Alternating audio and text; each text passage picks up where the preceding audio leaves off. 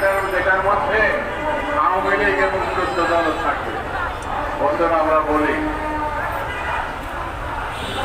সকলের রাজনৈতিক অধিকার আমরা অস্বীকার করি, কিন্তু যারা গণহত্যা করেছে, যারা বাংলাদেশের ছেলে মেয়েদের ছোট ছোট শিশুদেরকে হত্যা করেছে, শত শত না হাজারে হাজারে আপনার 16 বছর ধরে গুম করেছে, তারা যারা অপহরণ করেছে, এমন কোন পরিবার নেই বাংলাদেশে সেই পরিবারে শেখ হাসিনা করতে কেউ না কেউ মামলার অধিকারী হয় না, কেউ না কেউ নির্যাতিত হয় না। সেই জন্য আমাদের কথা খুব পরিষ্কার, আগে বিচারের মুখোমুখি তাদের হতে হবে।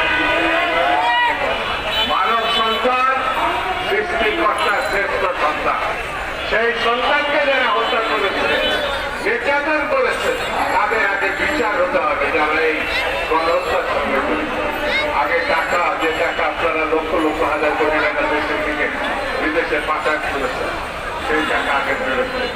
তারপরে ইলেকশনে আপনারা